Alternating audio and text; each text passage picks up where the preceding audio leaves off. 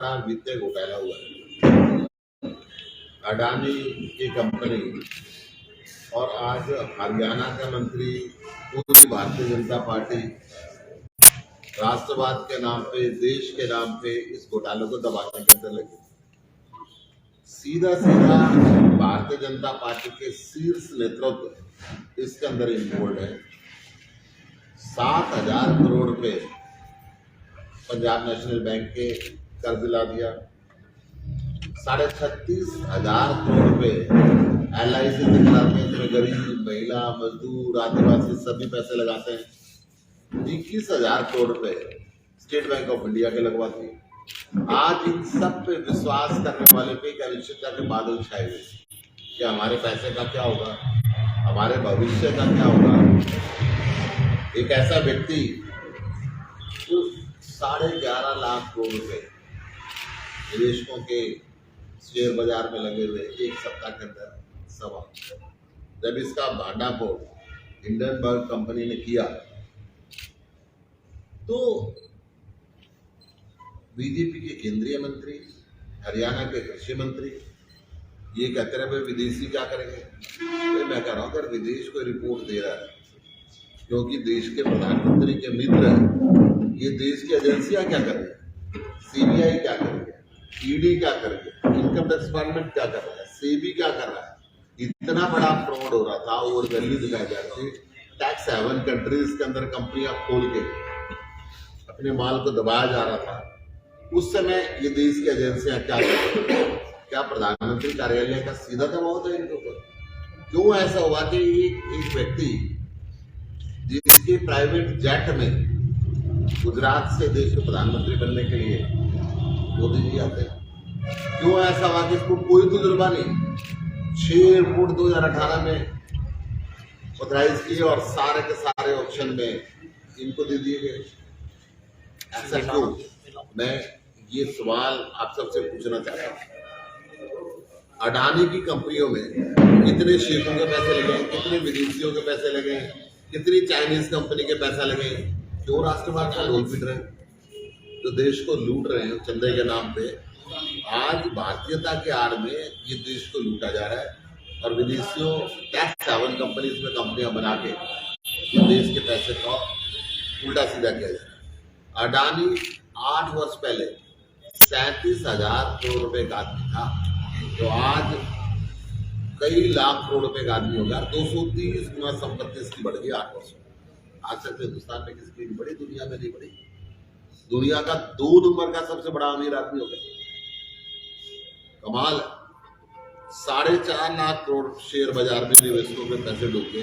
जवाब नहीं किसकी है? क्या CBI की है, क्या SEBI की है, क्या ED की है, क्या इनकम टैक्स डिपार्टमेंट की है? और नहीं है तो ये क्या कर रहे थे, क्यों इसको बचाने में लगे हुए थे? ये बहुत बड़ी बात है। जब इसका ट्रैक रिकॉर्ड खराब था, केतन पारिक के साथ में क्या अडानी ग्रुप ने 495 रुपए का शेयर 6 हफ्ते में 1,300 रुपए का कर दिया था, जब इसकी कंपनी के ऊपर बैन भी लगा था। जब इसका ट्रैक रिकॉर्ड खराब है तो फिर ऐसा क्यों हुआ? इसका भाई है विनोद अडानी, वो तो दोषी भी सिद्ध हो चुका है। टैक्स हेवन कंपनीज के अंदर, कंट्रीज के अंदर कंपनियां बना के जो फ्रॉड करता है वो पहले ही दोषी सिद्ध हो चुका है। उसके ऊपर जब हो गया था तो क्या कर रहे थे? अगस्ता वेस्टलैंड के आरोपी चांगचुंग लिंग का अडानी से क्या रिश्ता है, जो मॉरिशस में कंपनी खोल के अडानी के शेयरों को ओवर वैल्यू करके LIC से, SBI से, PNB से लोन दिलवाता है, उनका इनसे क्या रिश्ता है? ये सत्य है। फिर मैं बात करता हूँ, ये दुनिया का 2 नंबर का सबसे अमीर आदमी और हिंदुस्तान में टैक्स देने वाले टॉप 15 में नहीं है। कैसा अमीर बन गया?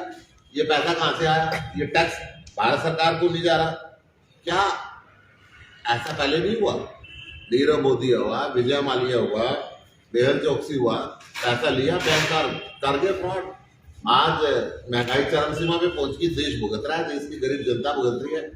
और सरकार जब जब चुनाव आता है, विजय माल्या को ला रहे साहब, लंदन में हमारी बात हो चुकी है, सरकारों से बात हो चुकी है, उसका प्रत्यारोपण हो रहा है, परंतु कुछ नहीं। ये झूठी बातें बोलते हैं। जैसे इन्होंने बोला था 15 लाख रुपए हर आदमी के खाते में आएगा, ये भी पैसे लेके उड़ जाएगा। इस देश के अंदर इतना बड़ा वित्तीय फ्रॉड हुआ। हम ये कह रहे हैं सरकार और प्रधानमंत्री के संरक्षण के बिना, सीधे कहो तो साझेदारी के बिना ये काम नहीं हो सकता। इस बात को ज्वाइंट पार्लियामेंट्री कमेटी बननी चाहिए, यह हमारी मांग है। हम संसद में भी मांग कर रहे हैं, लगातार संसद में अपनी आवाज उठा रहे हैं। इस संसद में चर्चा करने के लिए तैयार नहीं है। हमने कहा अन्यथा सुप्रीम कोर्ट के सीटिंग जज की अध्यक्षता के अंदर इसकी जांच होनी चाहिए। ये जो अनिश्चितता गरीब के, आदिवासी के, महिला के, मजदूर के, किसान के जो पैसे LIC में लगाए कि मेरा बच्चा बड़ा होगा तो उससे शादी करूंगी, मेरा बच्चा बड़ा होगा तो उसकी पढ़ाई करेंगे, मकान बनाएंगे, अब वो सोच रहे हैं मेरा क्या होगा भविष्य। जो LIC का नारा था, जीने के साथ भी और मरने के बाद भी, अब LIC कहती है बाजार के आगे। तो ये पोजीशन इस देश के अंदर खराब है। आम आदमी पार्टी इस बात की निंदा करती है और इसकी स्पष्ट पार्लियामेंट्री कमेटी द्वारा जांच हो, ज्वाइंट पार्लियामेंट्री कमेटी इसके अंदर बनेगी या बनेगा। क्या गुप्ता जी आपको लगता है कि जांच में कुछ निकल आएगा? देखिए, ज्वाइंट पार्लियामेंट्री कमेटी जांच करेगी या सिटिंग सुप्रीम कोर्ट के जज जांच करेंगे तो जरूर निकलेगा। निकल तो गया है, देश के सामने आ गया। इतना बड़ा फ्रॉड था और इसके अंदर कौन कौन इन्वॉल्व है ये भी जांच। सरकार का कितना हक मानते हैं इसमें? सरकार का कितना पूरा हाथ है सरकार का। सरकार के संरक्षण के बिना नहीं हो सकता। सारी कोल इंडियन को दे दी, LIC देने की तैयारी थी। कितनी देश की जितनी बहु रत्न कंपनियां थी वो सारी इनको दे दी। 8 एयरपोर्ट इनको दे दिए, सेल इनको दे दी, रेल इनको दे दी, सड़कें इनको दे दी, एयरपोर्ट इनको दे दिए, सब कुछ तो दे दिया। और फिर प्रधानमंत्री की डेजिग्नेशन क्यों नहीं पहुंच?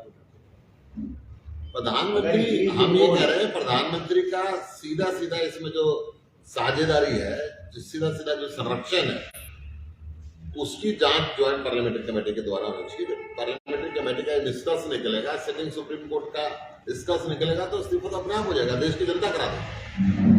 केंद्रीय वित्त मंत्री सीतारमण ये कह रहे हैं कि जिस तरह से जो घोटाले का मामला है, जिसमें जो है निष्पक्ष जांच कर रही है एजेंसी, तो इसमें इस तरह की जांच की आवश्यकता है। कौन सी जांच करेंगे? क्या ED ने कोई हस्तक्षेप किया? क्या CBI ने कोई हस्तक्षेप किया? कैसे जांच करेंगे? एक आदमी को 2-2.5 लाख रुपए कर्ज लेना हो, उसकी चप्पल गिर जाती है, बैंकों के चक्कर लगाते लगाते हजारों पेपर साइन होते हैं और इनको इतना लोन हो गया तो कोई परवाह नहीं है देश को। तो क्या अडानी अभी देश में है या बाहर है? अभी तो देश में ही है, मगर पासपोर्ट जब नहीं किया तो ये भी चला जाएगा, जैसे मेहुल चोकसी चला गया, जैसे नीरव मोदी चला गया, विजय माल्या चला गया, इनको भी ये भी जा सकते हैं। अर्थव्यवस्था, देश की अर्थव्यवस्था पर कितना प्रभाव देखते हैं आप इस चीज का? क्योंकि ये तो ये कह रहे हैं कि हम ट्रिलियन, हमारे देश की अर्थव्यवस्था बहुत बड़ी होने वाली है। देखिए, जितना लॉस हुआ है मिलिट्री के बजट से बहुत ज्यादा है। पूरे देश के बजट हिल जाता है, इतनी बड़ी कार्रवाई हुई है। तो जितनी बड़ी अर्थव्यवस्था हो, इतने बड़े फ्रॉड हो गए तो अर्थव्यवस्था तो एक दिन में धराशायी हो जाती है। तो आप पार्टी इसको लेकर क्या स्टैंड कर रही है? क्या सड़कों पे उतरेंगे? किस तरीके से? आपने जांच की तो मांग, सड़कों पे उतरेंगे, पूरे इस घोटाले का पर्दाफाश करेंगे। हम संसद के अंदर भी पूरी आवाज उठा रहे हैं और सड़क के ऊपर उठाएंगे। आप इनके ऊपर तो कह रहे हो कि इन्होंने घोटाला किया है। ईडी तो अरविंद केजरीवाल के खिलाफ भी चार्जशीट दाखिल करने वाली है और वो ये कह रही है कि भ्रष्टाचार में शामिल है। पहली बार अरविंद केजरीवाल पर आरोप लगे। मैं वही कह रहा हूँ, ये ईडी का सिर्फ विपक्षी पार्टियों के लिए है। हमारे यहाँ तो ईडी ने 20 बार रेड कर लिया, आज तक कुछ मिले नहीं 4 मफलर के सिवाय अरविंद केजरीवाल के। और यहाँ पे सारे देश के सामने है ये जो लाखों करोड़ रुपए का घोटाला हो रहा है और सारे देश भी दुनिया कह रही है। शेयर मार्केट का असर तो सारी दुनिया के बराबर होता है। सारा व्यापारिक जगत कह रहा है, देश के हर मजदूर के पैसे LIC में लगे हुए हैं। SBI से ज्यादा किस पे विश्वास करें, उस पे लगे हुए हैं। आज ये सोचने लगे लोग हमारे पैसे वापस मिलेंगे या नहीं मिलेंगे। तो जिस तरह से अरविंद केजरीवाल पर आरोप लगाए हैं ईडी ने, और ईडी ये भी कह रही है कि हमारे पास सारे सबूत हैं।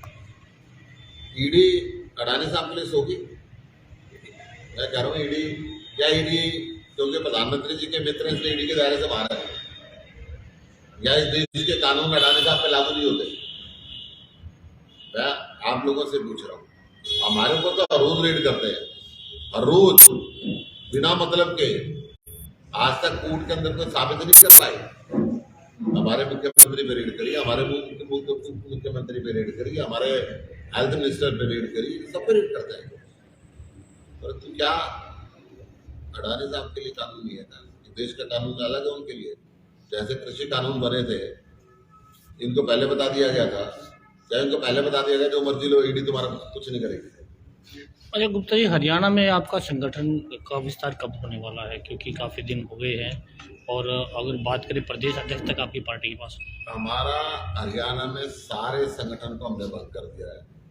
प्रदेश का, जोन का, लोकसभा का, जिले का, विधानसभा का, नीचे लेवल तक हर फ्रंटल संगठन हम पुनर्गठन कर रहे हैं, क्योंकि परिवार बढ़ रहा है और जैसे जैसे लोग बढ़ते जा रहे हैं सबको एडजस्ट करने की जरूरत है। जब परिवार बढ़ता है तो उसको रिऑर्गेनाइज करना पड़ता है। उस रिऑर्गेनाइजेशन के अंदर पार्टी लगी हुई है और अप्रैल में हम रिऑर्गेनाइजेशन शुरू करेंगे। गुप्ता जी, परिवार बढ़ने की बात कर रहे हैं, लेकिन इस परिवार का बढ़ा हुआ आप कह रहे हैं बढ़ रहा है, लेकिन जब चुनाव आते हैं जब परिवार कहाँ चला जाता है? आदमपुर का चुनाव हमने देखा कि आप आदमपुर के बाद आपने जिला परिषद का चुनाव भी देखा होगा, 2 नंबर पे रहे हम।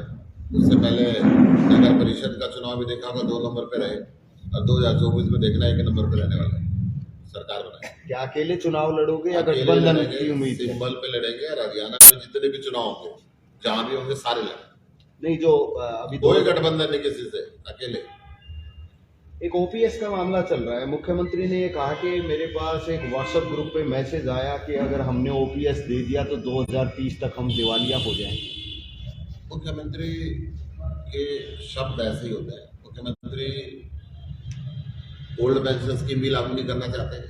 उसके अंदर भी बीजेपी वाले कहते थे कि हम दिवालिया हो जाएंगे, हमने पंजाब में लागू कर दी। अगर ये दिवालिया होने का खतरा है तो 4-4, 5-5 पेंशन ये विधायक लेते हैं।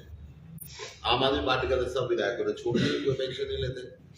ये इनको तो 5-5 चाहिए, जनता को एक भी नहीं। ओपीएस लागू करने से कोई दिक्कत नहीं होती। एक लंबी मांग थी, जब चुनाव आता तो सारी बातें मानते हैं, हाँ जी आप करेंगे, और चुनाव खत्म होता तो फिर इनकी मोटा पर्दा टल जाता है। लेकिन कई बार ये सवाल उठाए गए, भाजपा द्वारा भी उठाए गए कि आप लोगों का इस्तेमाल सिर्फ कांग्रेस को हराने के लिए होगा। अभी दिल्ली में एमसीडी का चुनाव हुआ, बीजेपी को हराया और उनको हार हजम नहीं हो रही। 151 हमारे, 113 उनके। फिर मेयर का चुनाव में 100 पंगे कर रहा है। कांग्रेस देश के अंदर खत्म होती जा रही है। कांग्रेस देश में या तो जीतती नहीं, जीतती है तो बिक जाती है।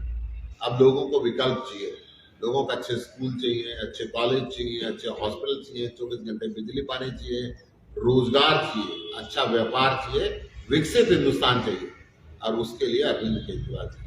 कहा किस पे विश्वास करें? भूपेंद्र हुड्डा भी ये कह रहे हैं कि हम ये चीजें देंगे, लोगों के लिए सुविधाएं देंगे और 2024 में हम सरकार 4 दिन बनाएंगे। पहले भूपेंद्र हुड्डा को कांग्रेस का G23 ग्रुप था, ये बीजेपी का आदमी कह रहे थे। इनका राहुल गांधी कह रहा था, हम नहीं कह रहे। राहुल गांधी से पूछ के देख लो भाई, ये बदल गया, कोई रोला हो गया। दूसरी बात ये बता दूं, इस पूरे के पूरे देश में या तो कांग्रेस जीतती नहीं है, जीतती है तो बिक जाती है। गोवा में इनकी सरकार बनी, बिकी। मध्य प्रदेश में इनकी सरकार बनी, बिकी। राजस्थान के अंदर इनको अपने विधायक छुपा छुपा के रखने पड़ते हैं। दिल्ली के अंदर कभी इनके गड़बड़ी ना हो जाए, ये मेयर के चुनाव में वोट डालने से मना करते हैं। ठीक है, थैंक यू।